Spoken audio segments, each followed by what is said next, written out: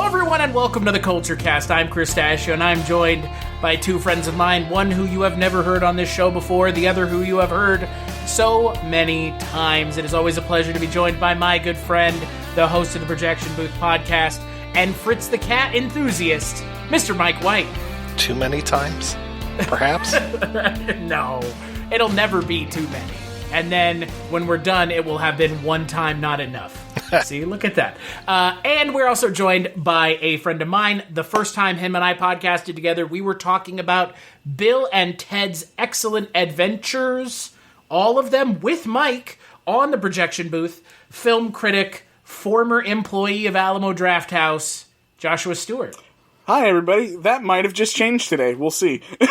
May no longer be former. I may just be leaving town. Which, that'll be wonderful. Well, if any of my listeners know anything about my relationship with the Alamo Drafthouse, it's a current. You're not current, you're former, and even if you were current, it would still be former. Yes. But we'll leave it at that. Either Alamo way, Drafthouse and I have a very tenuous relationship. I will simply say it's a franchise location, so they don't count. There you go, right? There you go.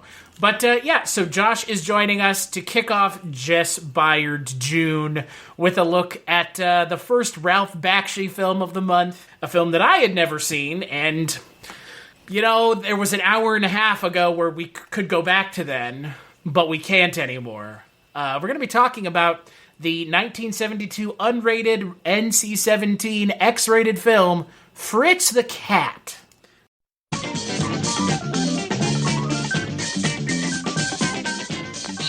What a mob in the park today.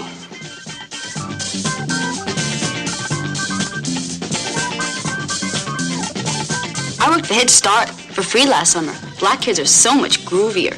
I ain't no jive-ass black nigger, honey.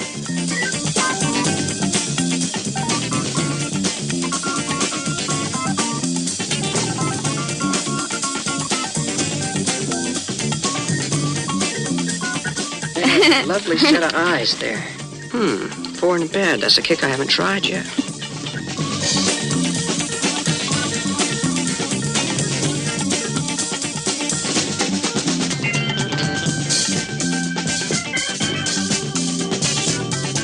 Okay, Winston.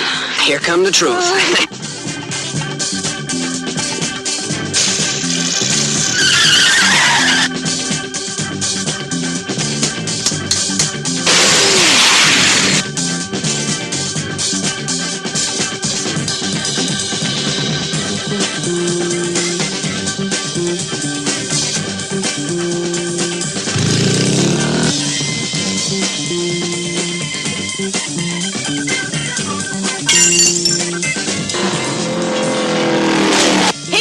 Keeps the bosses in power?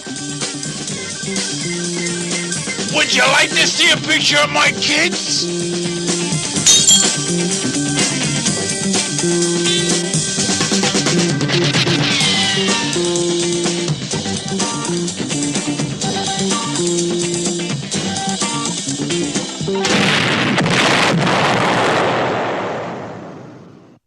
Fritz the Cat.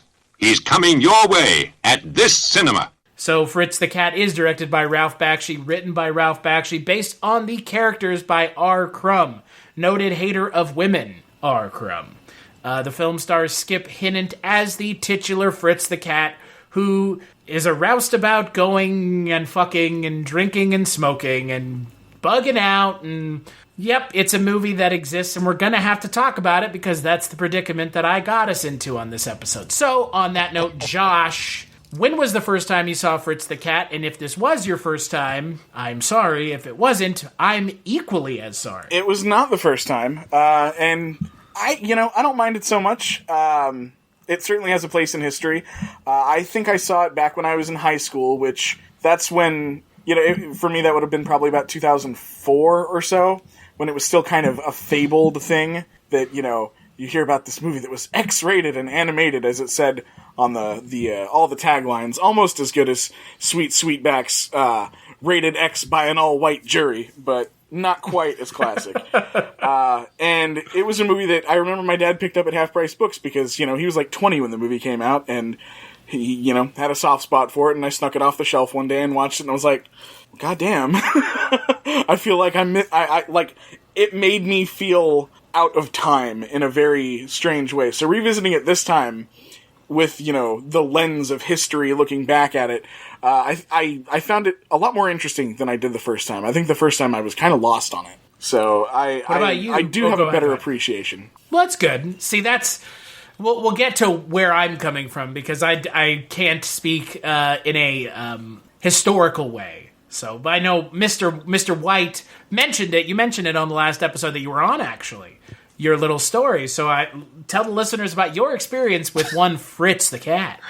Well, I tried to see this film when I was very young, and yeah, my parents were going to the drive-in theater when I was, if I was 2 years old, I would be surprised. But I was basically asleep in the back seat, as a 2-year-old is, and the drive-in theater wouldn't let them in because they had a minor in the car.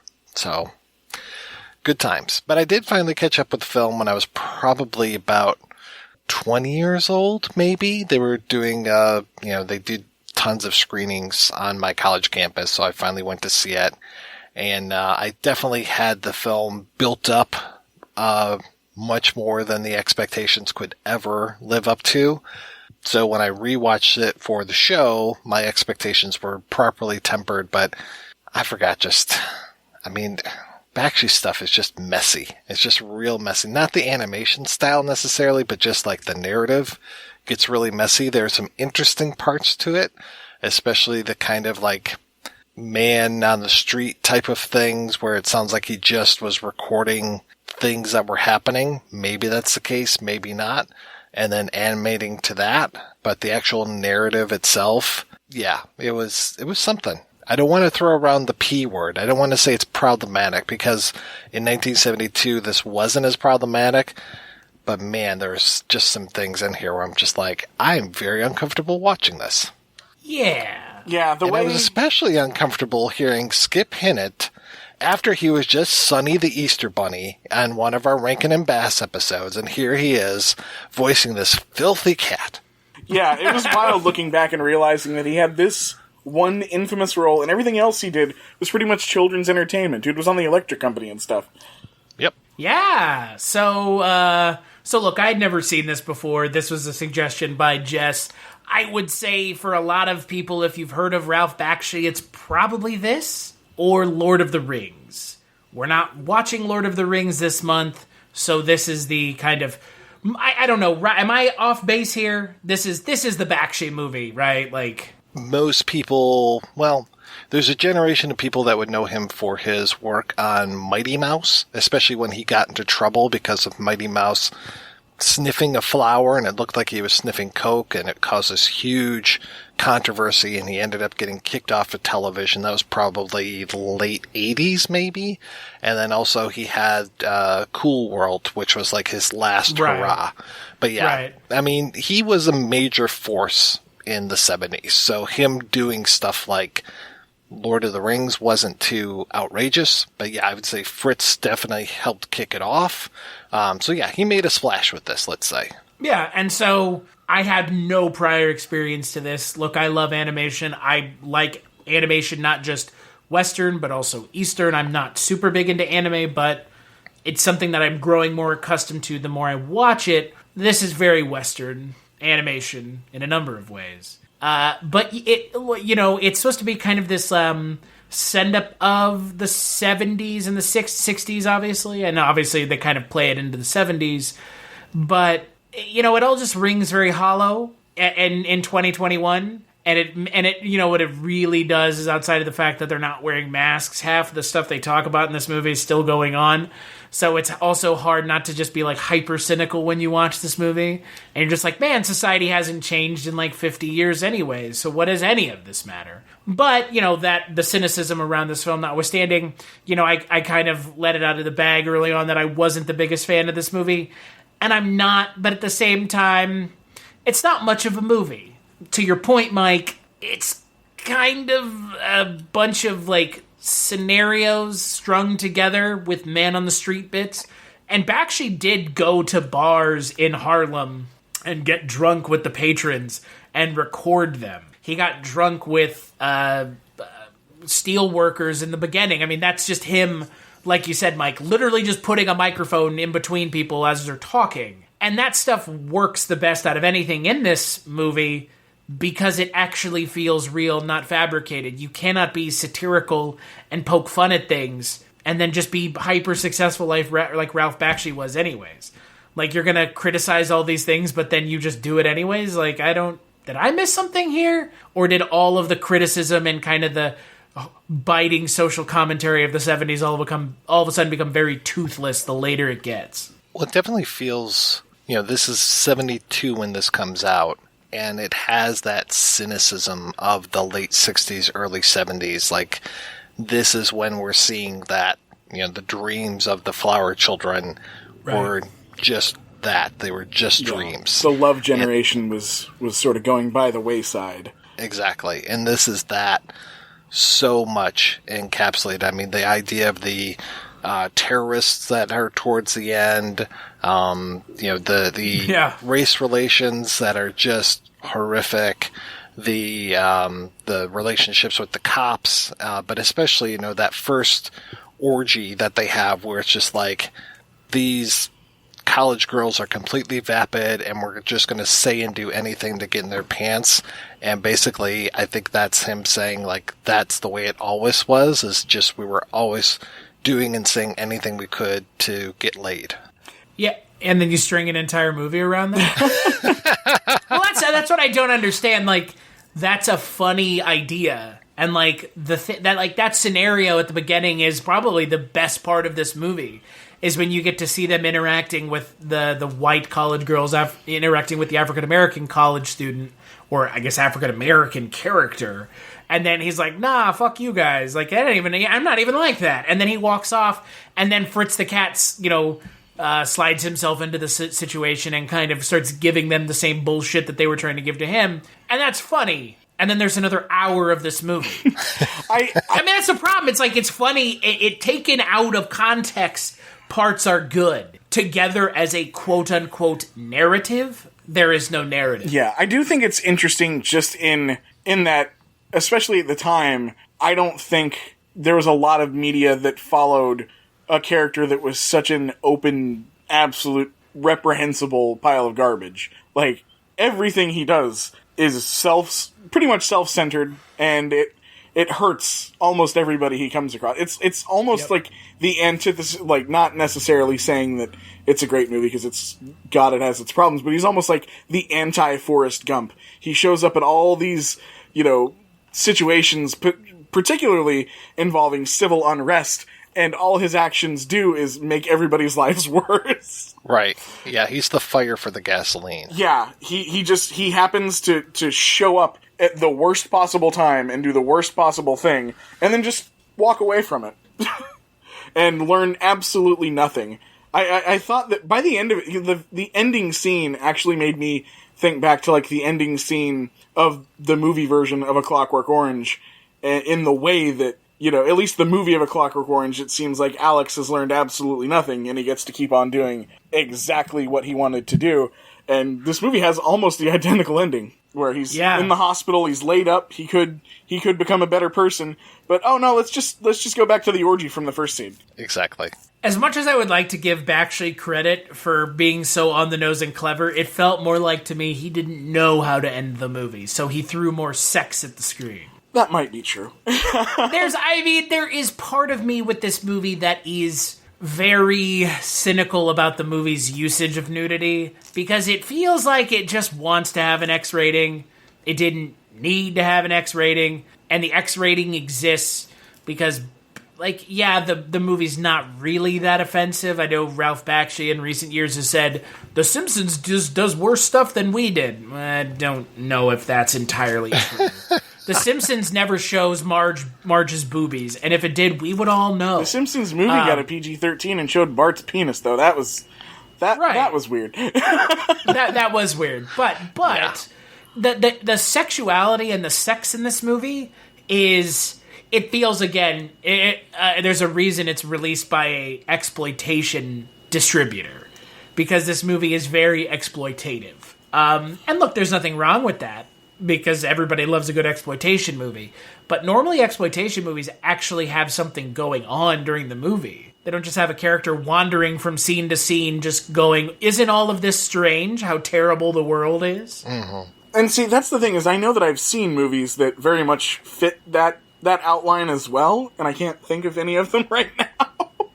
where the character, he's pretty much just a vagrant and an emotional vampire. It reminds me a little bit of After Hours. Yeah, something like that. It's a little bit After Hours. Again, it's kind of if you call this movie After Hours-ish, After Hours is doing the same things that this movie is in the 80s, with the 80s culture. It's kind of taking the piss out of it. Yeah. Again, that's done by Scorsese, not Ralph Bakshi, so... To me, the most interesting thing isn't... the nudity and the sexuality and stuff is one thing, but for a movie from 1972, we're only 2 years removed from MASH being the first mainstream movie to use the F word, and, the actual language in this movie is quite a bit more extreme than most movies that, push the ratings at that time. I think that was what surprised me most this time, is realizing that in 72, nobody really spoken with that level of vulgarity in a lot of movies, and that took over the sex for me more than anything. It reminded me of John Allison's Joe, where it was Peter Boyle just being really kind of a rotten guy, and his trip through the underworld of the free love 60s, and just seeing how awful he is and how awful it could be.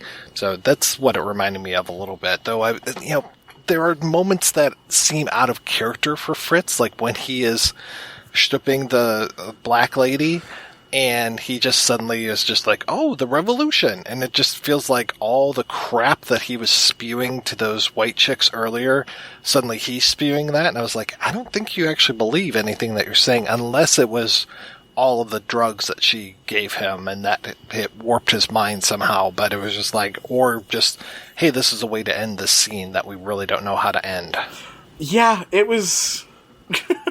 And the Joe comparison's actually kind of perfect, because I've heard stories about how apparently when Joe came out, audiences didn't get the point, and they cheered at the end, and that's chilling to think about. But yeah, that's one of those movies that follows just a completely awful person from start to finish, and pretty much lets him get away with it. And yeah, as far as his weird revelations or whatever, I don't think that there's an intentionally genuine moment for Fritz as a character, and I think that's what makes it so hard to relate to in general, is because you don't have... when you have a character that is this intentionally unlikable, it's hard to really post yourself down to anything, especially when we've had so many years of, considerably more interesting adult animation.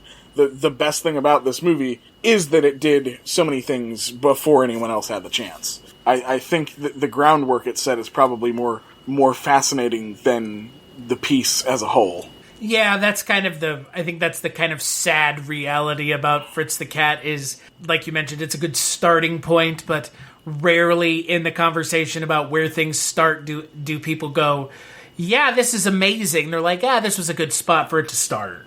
But it will evolve to the point where you could have a Western non-Disney film nominated for an Oscar. You could. It hasn't happened yet, quote unquote, but it could.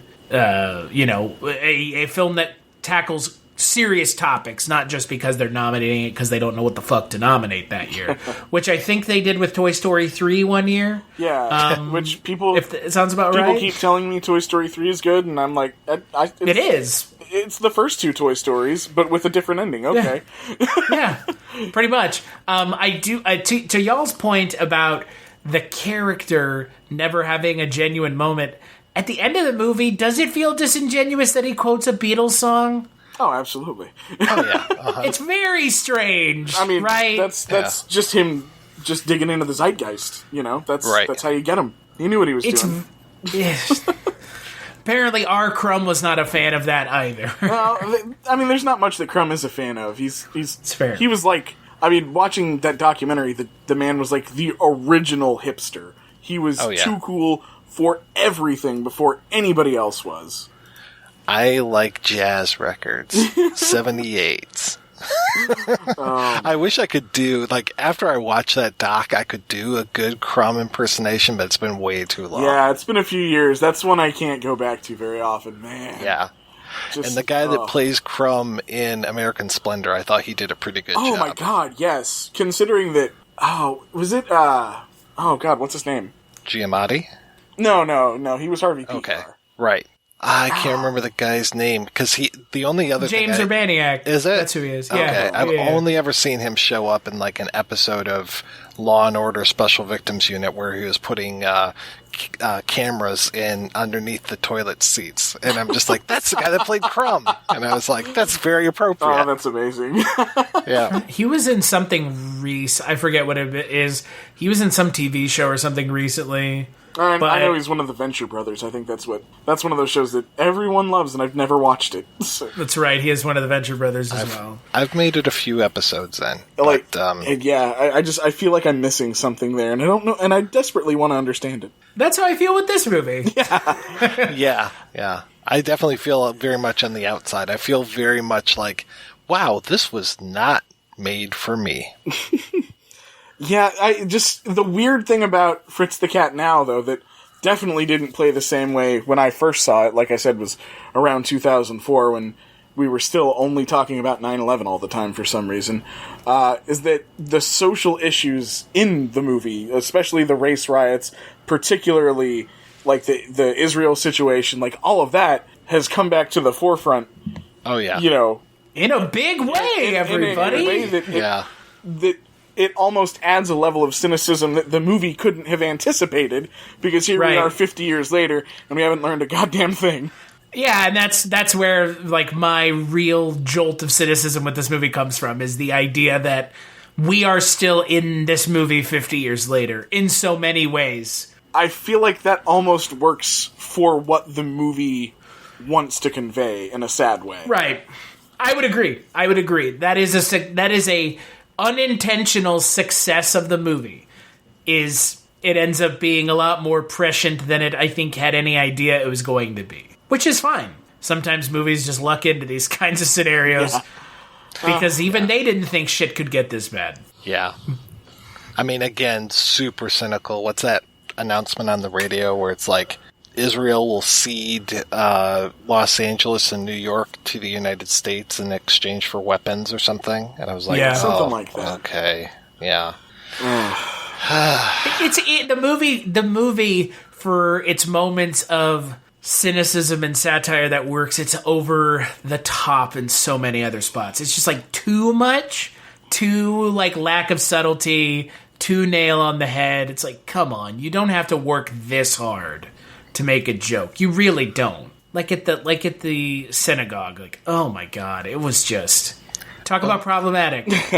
And those scenes just don't end. They just go on forever. Yeah, for a movie that the race riot scene was a bit much. That was where the character of Duke gets shot. Just end already, please. Yeah, but really. I'm not gonna like that was still effective. Like watching that still made me uncomfortable, and I had totally forgotten about that from the first time I had seen it. Like, that whole scene just was more upsetting than I had anticipated, which I imagine it was supposed to be. Yeah. But again, there's this lack of subtlety that, again, it does kind of work in its favor. I mean... Oh, yeah. I mean, sometimes being blunt does work. Where the infamy, I think, comes from.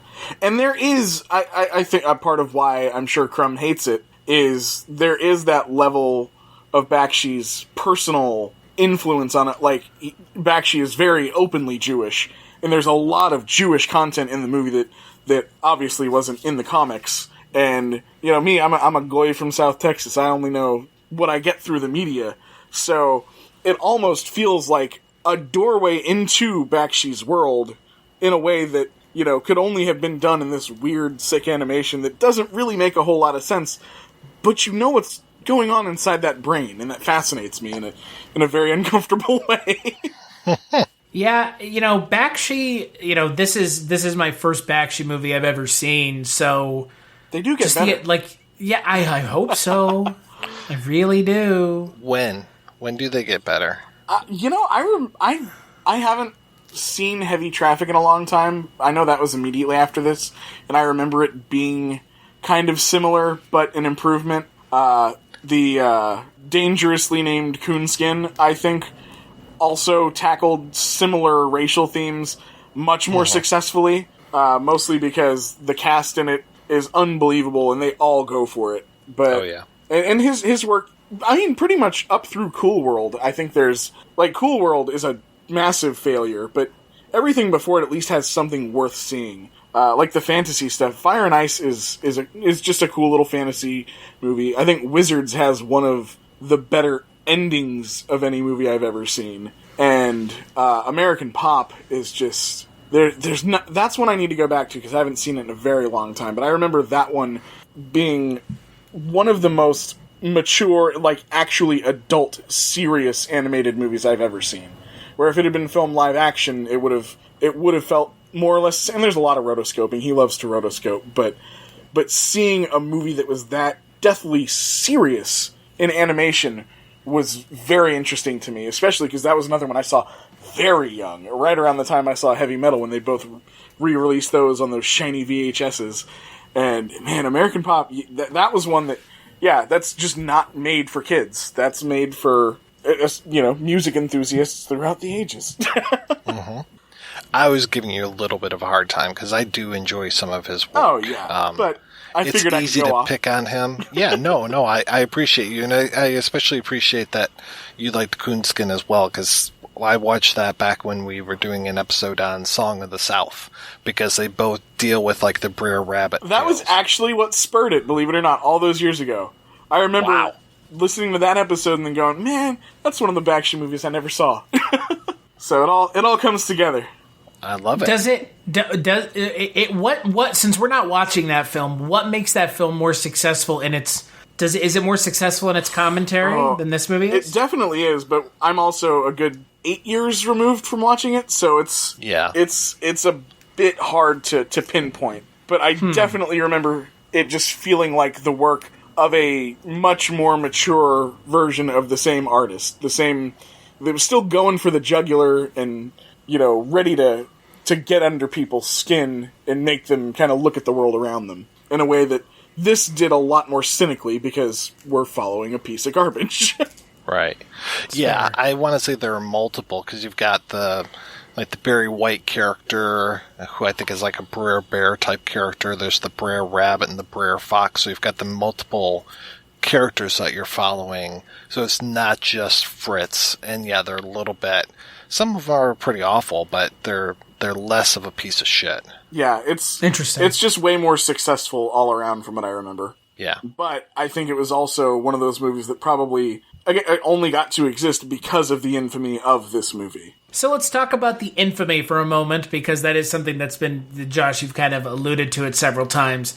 This is the first X-rated animated film, right? Yeah. Does that matter? I don't.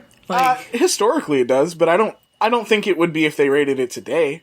Right? I no, truly don't. God, no. And the sequel, which was made 2 years later, was also officially the first R-rated animated movie. So they got to claim both of those titles. But it's not really. The sequel's not really any. We'll get into that too, but it's not really any worse in its or any. I don't know. I'm trying to place. Is the content any better or worse? It's probably about even. I mean, the MPAA, we know how broken that system is in the first place. But yeah, it doesn't make any damn sense. You would think, again, just for the infamy, they would have wanted another X-rated movie. And I feel like they tried to push that envelope pretty hard with the second one. And it's almost like they weren't going to give them that one again because it worked so well for them the first time around in marketing. Yeah, and let's not, think, oh yeah, this was the first time that a cartoon was ever dirty. I mean, dirty cartoons go back all the way to, like, the dawn of films and animation. Right. It's like watching this documentary about the history of the Blue movie. It's just like, and here's dirty cartoons from all these years ago. Oh, yeah, I mean, animators are notorious perverts. Oh, yeah. Any animator of any mainstream cartoon character has a billion doodles that they would get fired for showing off. Oh, yeah, 100%. 100%. How many of them are Fritz the Cat, you think? No telling. It's it's interesting that this movie, I mean, look, it's rated X because there is profanity, like you'd mentioned, Josh. At the time, this is a ton of profanity. And there's nudity. But there's no, There's drug use. There's drug use. Yeah, and that was... weed. Yeah, we know. Terrible, obviously. Yeah, well, also heroin. Yeah, it's true. Yeah. But the nudity, it was kind of interesting. The amount of nudity in this film was it was so constant. It was like they wouldn't let you forget that they had and that just feels a little much to me. Like, hey, we can finally get away with it. Check it out. Right, exactly. So they're like, here's just tons of cat titties. I mean, it was equal opportunity. You saw a little bit of everything. You see a dick before you see anything else. It's true. And see, lots of pig dick. I think that the thing is that at least the movie sets the bar low with the opening credits, which is essentially played over a urine stream. Yeah. So you know that deep down it's just puerile on purpose. So I think that's why I can't be too terribly mad, because it whether there is artistic merit to it or not, it's trying to tell you it's not high art. Right. And I will say that I think, the movie looks nice. It's obviously well animated. Ralph Bakshi has an eye for making animation pop. The character, I mean, look, I know he didn't design the character of Fritz the Cat, but he animated this character that he didn't create so well that R. Crumb said, here's one of my workbooks. Use it as source material. So, I mean, because Josh, you had kind of mentioned before we started recording that it's hard to find Fritz the Cat original cartoons, like written comic strips. But, the stuff that I have seen, limited as it is, he still looks pretty close to the comic, which is good. Yeah.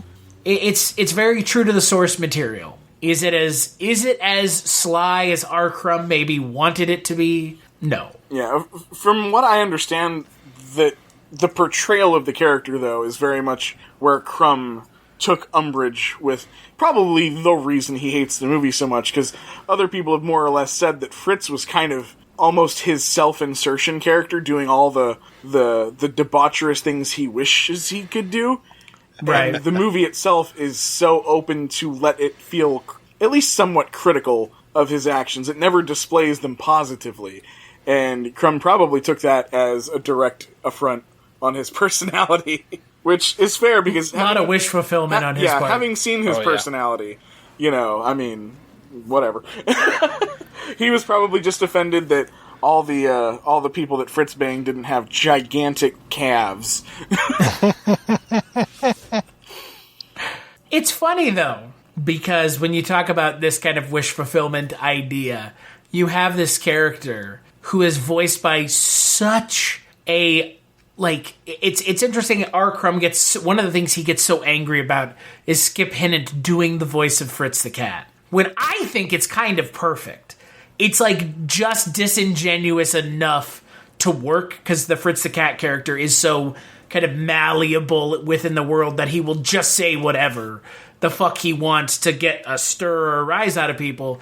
And, R. Crumb said Ralph Bakshi should have done the voice. And I don't agree with that. Skip Hinnant is just the perfect amount of disingenuous. Yeah, he knew the role on the page before it was even properly animated. I don't think that could be argued at all. And yeah, that works. But the more I think about the character, and I think what's so conflicting about it is that the movie never shows its hand politically. It never really tells you where it stands. I mean, I think it leans a little more left than right, but it's also very critical of Fritz of doing what people would now call, fake woke in order to score points with people. And I feel like it does such a good job of pissing off both sides that at the end of the day, it's hard for anybody to really come away super pleased with what they saw.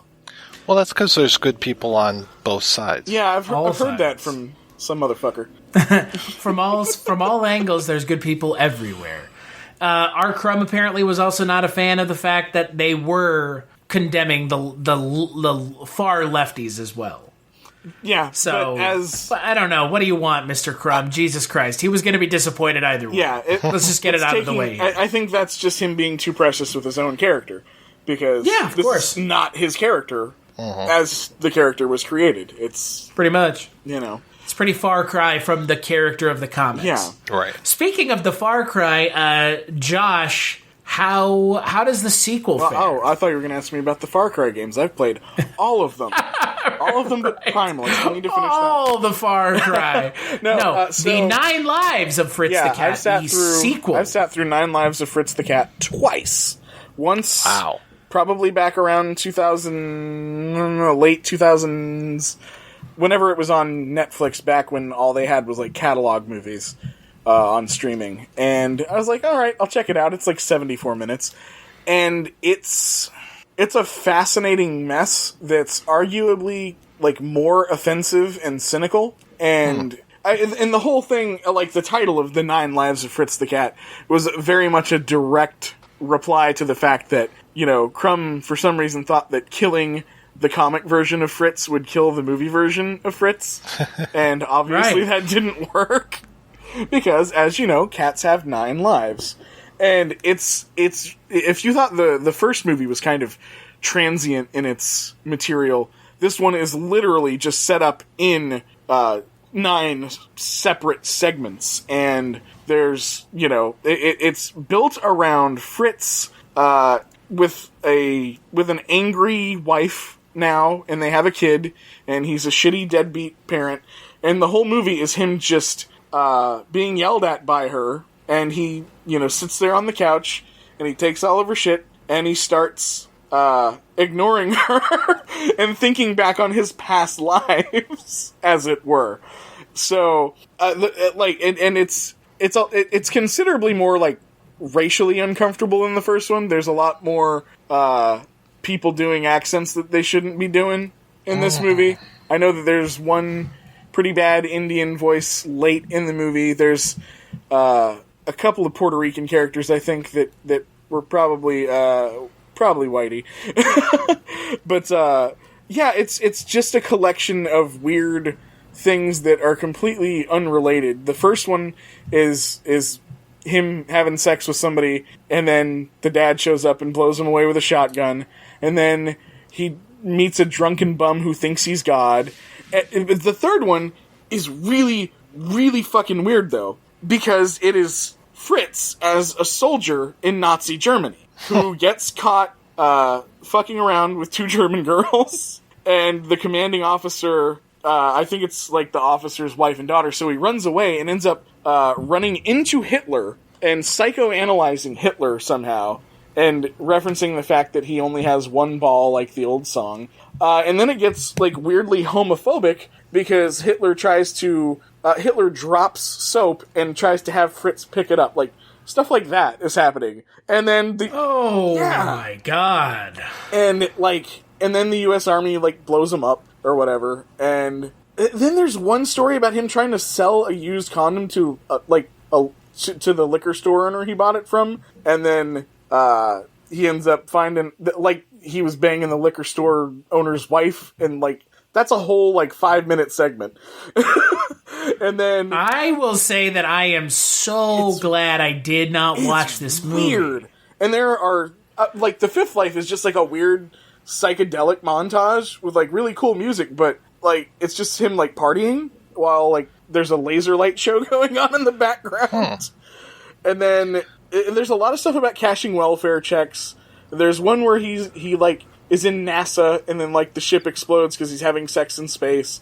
And then, oh my God, the next to last story is a really long, really weird one, where we may not have stated that in the first movie all the black characters are portrayed as crows, and in this movie. This one story involves all of the crows being given the state of New Jersey, and basically expected to only be there, and they straight up just call it New Africa.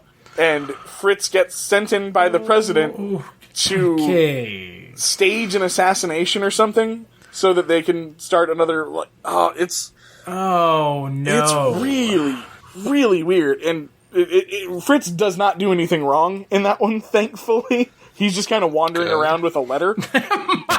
Good somehow. But like, it's oh my god! I got so uncomfortable watching it this time, and I didn't remember it at all before. And then after that, I think he thinks that he meets. Oh yeah, he meets the devil, who is also gay, of course, because why wouldn't he be? And then there's just classic Fritz the Cat. Yeah, and then there's another full ass montage of the whole movie as the wife yells at him some more, and he just complains that his current life is somehow the worst one he's ever had, and that's the whole movie. There's some good music, I'll give it that.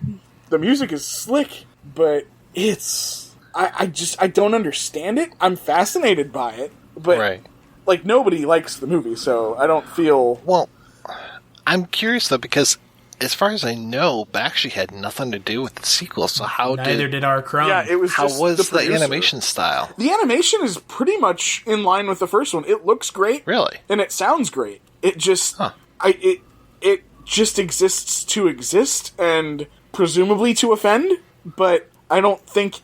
Say what you will about the first one, it felt like the work of someone who was trying to make a point, at least, and I'm not sure that there was a point to this other than a little bit more infamy. And I wouldn't say that, I mean, like I said, it's 74 minutes, so it's not going to kill anybody to watch it, but also, don't pay for it.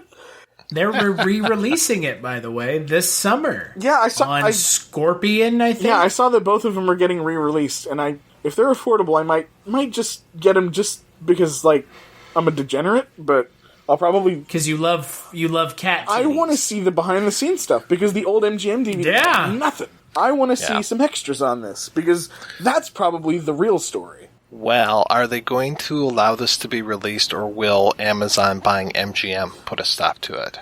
Oh, right. I know that there's a weird ruling about what MGM owns... Or what the Amazon catalog of MGM is going to be through a certain time period, but I think this was something MGM acquired later, so it's probably part of the new acquisition. Actually, you know what? Because that's right, because the first one is streaming on Amazon already.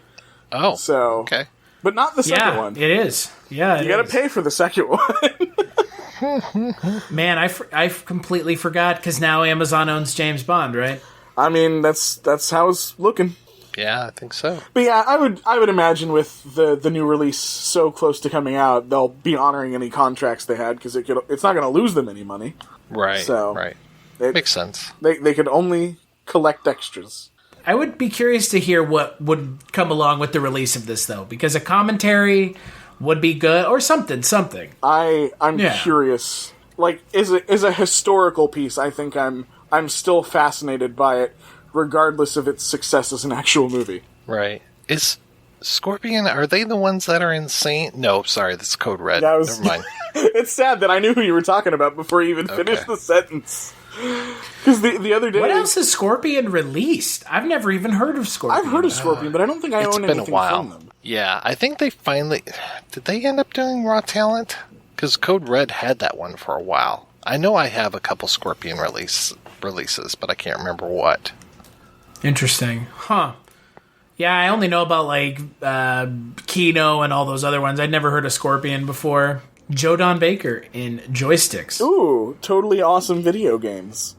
Yes. What a theme song. Dun, dun, dun, dun, dun, oh, man, now it's stuck in my head. And it will be forever. What a movie. Joe Don at his sweatiest. No, actually, that might have been Wacko. Same director, whatever. Yeah.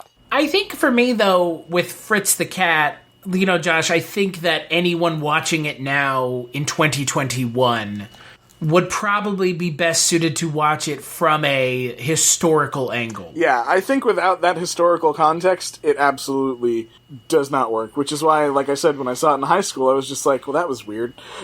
And that was kind of all I thought. But I feel like this would have spoken to me more if I had watched it in high school than watching it as an adult. As an already cynical adult, Maybe so. I just, like I said, for me, it was watching it in the middle of a political era where the only thing people talked about was 9/11 and Saddam Hussein. So the political content of the movie just had no relation to what I was living through at the time. And seeing that similarity now, it just made it feel way different. Because even though I'm not sure what point the movie was trying to make, I at least understood where it was coming from a little bit better. Mm-hmm. Yeah. I mean, the first time I watched this, I was probably drunk, but who knows? That's probably how most people, at the very least, drunk. Yeah, I mean, I didn't drink a lot when I was, I don't think I drank a lot when I was in college, at least certain times, and especially going to see movies, I would mostly see them straight, but I do remember seeing a couple things drinking. I want to say Tommy, I don't want to say this, but I won't swear to it, because most of the time I was at college for the education, ladies and gentlemen. I'm there watching the Maltese Falcon and, In the Realm of the Senses and all this kind of stuff. I love the film screenings that they would have every weekend, where it's just like, thank you. Now I can see this movie that I've heard about forever. Now I can see Pink Flamingos on the big screen. This is great. Thank you. What a dream. Oh, yeah. But what about Fritz the Cat on the big screen? Yeah, that's how I saw it. No, I know. I was just, but like that wasn't on your list of things. You were like, I can't wait to see Fritz the Cat on the big screen. I was up for just about anything, and most of the time it paid off very well. Where it was just like, oh, let's go see this movie Alice by this guy Jan Svankmajer. Oh, yeah. I made a promise to a friend that whenever I get up to Austin next time, that I'm finally watching Alice with her, so I need to do that. Oh, so good. I love Svankmajer's work, but I've never taken the deep dive into all the good stuff. That was one of the few times I went on a date in college. Hey, and surprise, surprise, she didn't want a second date after that movie. Based on what I've heard, I mean, but if it is somebody who does want a second date after that, you got to keep her. Let's keep her. Is that the claymation Alice film? Yeah. Yeah. I've never seen it, but I've seen enough of the YouTube videos of it. It's pretty things great. out of context, more than likely. I mean, it's technically impressive. I don't have to watch the movie to tell you that, but I want to watch it to see the context of the bizarre shit I've seen out of context, which hopefully it makes sense in context, but probably not. Probably not. You just have to go with it. It's very surrealist animation. But are there cat titties? I don't think there are any cat titties in that movie. Or aardvark penis, I guess is the other one. Is that what the character is at the beginning of this movie? I'm an aardvark, baby. We're one of a kind. Oh, yeah. Hard to find, baby. And then they're just sitting smoking grass in a bathroom while a bunch of barnyard animals are fucking in a bathtub. Mm-hmm.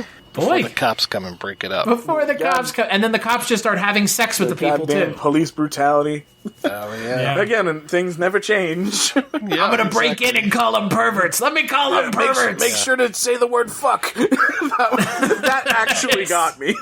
Hey, blue lives matter. You know what I'm saying? Hashtag back the blue. Good people on both sides. No. On that note, Mr. White, skip it or watch it? Skip it. Wow. First skip it of the skip it, watch it, revitalizing era here, so it is worth it. Josh, skip it or watch it?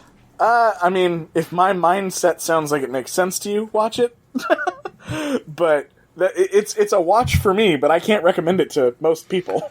But if you have that curiosity, it might pay off. Yeah, I'm going to say watch it only because I think there will be people out there who this does interest more than me, who might find it a little funnier than I do. And again, your mileage is going to vary in that respect. But for me, I'm with Mike. It's not my bag. It's just not my thing. I don't really understand what most of it's going for. But again, for what it is, it's pretty impressive. But we also neglected to discuss what was probably the driving factor in a lot of its success for people, was more than likely the idea of altered states while watching the movie. I'd imagine that if there are any listeners who might be into certain substances that it could enhance the viewing experience in a way that I'm not ready for. Are you talking about grass? Yeah, man, the grass. We talk freely about grass on this podcast. It's legal in half of the states in this country. No, I'm just thinking, like, the race riot scene would be terrifying on, like, hallucinogens. Right. Like, that would ruin with my the pool life. balls. Holy shit! I couldn't even imagine. But I'm sure there are people that have done that, and I'm sure that they knew what they were getting into. Yeah, I mean, you were mentioning, like, did you see it drunk or in an altered state? Like, part of it does feel like this is a funny movie to put on with all your drunk buddies and chortle it, boobies. This and was definitely background party material for ages. Yeah. And then nothing you put wrong on with that. Heavy metal afterward and have a meltdown at the zombie scene. Exactly. So on that note, we'll take a break and we will play a preview for the next Ralph Bakshi film of this month.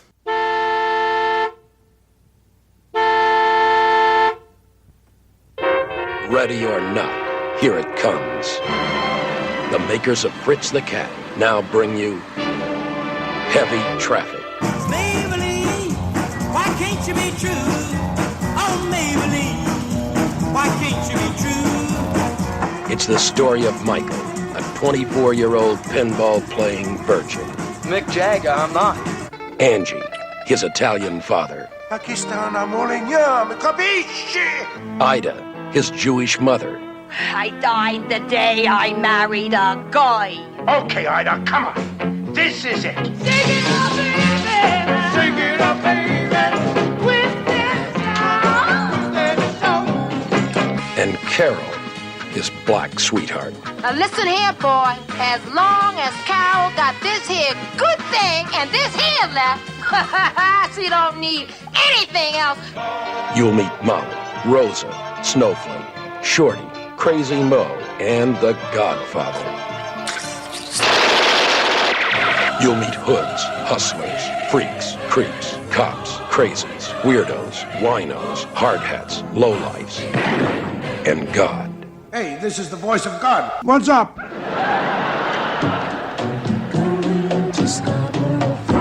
It's animated, but it's not a cartoon. It's funny, but it's not a comedy. It's real. It's unreal. It's heavy. Heavy Traffic.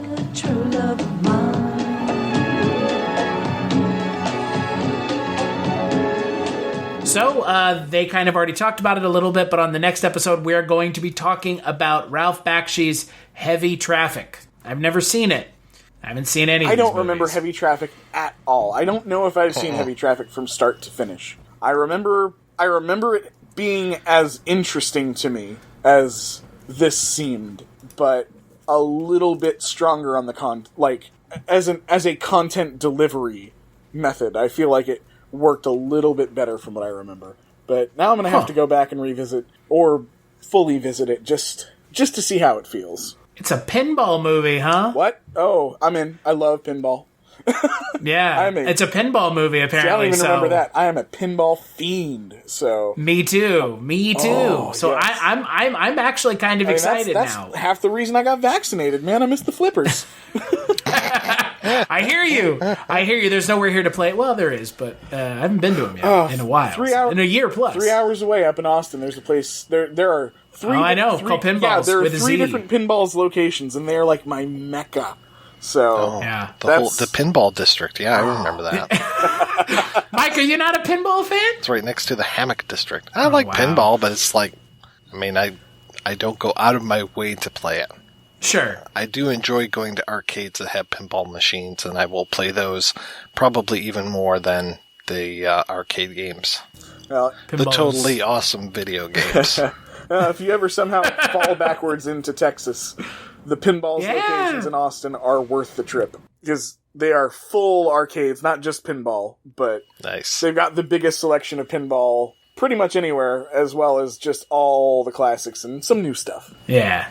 Pinball's cool, man. I love pinball. I'm glad you like... you know who doesn't like pinball? That was state of New Jersey that had I was just going to say, I 50 years. I remember some politicians that had big problems with it. Apparently, they thought it was like it's a game of skill versus a game of luck. And I love getting way off track. I love the stories of the guy that that had to play it before a jury or whatever.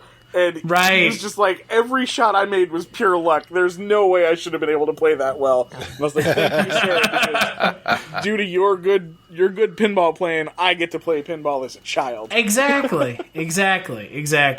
So until then, Josh, where can people find you if they're looking for you? I don't have a firm home on the internet. The most I do is just goofing around on... You're the Letterboxd Yeah, I log everything I watch on Letterboxd. Sometimes it's an in-depth review, sometimes it's a quip, sometimes it's a unearthing of deep trauma, but it's just under my name, Josh Stewart. You can spot it by the header of Roy Scheider and all that jazz. That's me with the purple hair. Other than that, I just use the Facebook. I occasionally use Twitter, but I'm not even gonna reference that. If you find the Letterboxd, you'll find the Twitter. But yeah, that's it right now. That and trying to get back into a projection booth of my own.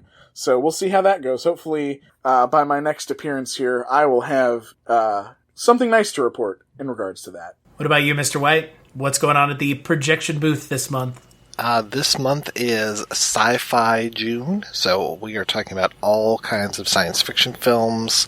By the time this airs, we will have The Empire Strikes Back. I'm not sure if anybody's ever heard of that one. Yeah, what's that? Yeah, it's very strange. It's hard to make a joke about you covering Star Wars when you're actually covering Star Wars. You know that? Yep. Thanks. I'm not gonna say any names, but there's a pretty large released movie that came out very, very recently where I jokingly referenced the infamous twist from Empire Strikes Back, and then the movie used that actual twist. I'm not going to say any names, but it is a movie that Disney released. I'm just going to leave it at that. Very true. It's very true. Yeah. Oh, man, I was so mad. I thought that it was a grand situation. I really did not expect, because there was, a 40-year gulf in between those characters. I was very surprised. That's right. It's called logical storytelling. We just don't understand it. Yeah. So what else, other than Star Wars, Mike, what else are you covering? Well, a few other things you probably haven't heard of. Close Encounters of the Third Kind. I always get that wrong when I say second. See, I always miss the first two, so apes, I mean.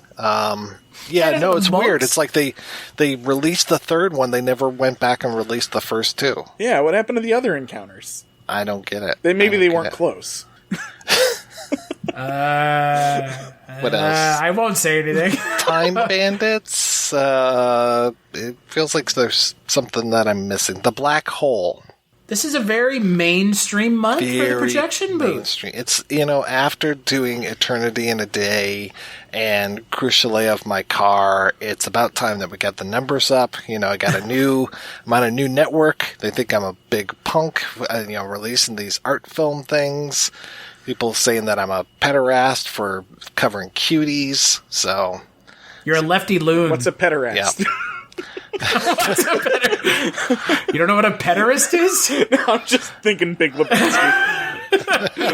Walter, what's a pederast?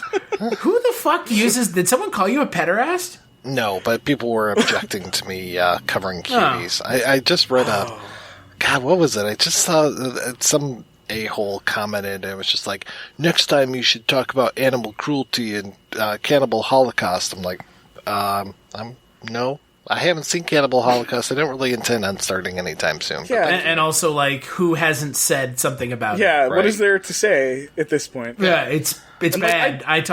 We talked about it on our episode. It's bad. Move on. I'm very pro animal abuse myself, but that's the hot takes we're looking for. But I do like Cannibal Holocaust, and I bought the DVD that has a version of the movie without the animal stuff. Boom. There you go. I'm happy. Yeah. Yep. But no, just complain about it on the internet. Yeah. What a pile of crap. Next time review Cannibal Holocaust to, quote, start a conversation, unquote, about animal cruelty. Is that in response to you talking about cuties? Yeah, that was from a user named Cunt Grinder. Oh! Are you serious? Yes. Fuck. Yep. The chick magnet handle Wampa 1. luckily Josh, I've got his I'm glad email you address caught that too one. here, so I can write Mr. Cunt Grinder a nice email to thank him. All you Listen motherfuckers here, are gonna pay. You are the ones who are the ball lickers. You know what I can do? I'll say, if you want to suggest a film, we do have a level on Patreon where you could do that. Boy, he's got it. See, he's got it There down we pat. go, That's man. right. That's Yeah, marketing. Yeah, exactly. As for me, your host, you can find me on Twitter at Christmas Claus. That's where I am, and that's where I'll stay. cstatue.com is my link tree. Patreon.com, since Mike mentioned that Projection Booth has a Patreon, we also have a Patreon. That is patreon.com/culturecast. You should also donate to Mike's. Mike does something a little different than me. He does early access to his episodes. I just do bonus episodes. So Mike is really providing some content for his listeners because they get to listen to that shit early. So check his Patreon out, check mine out.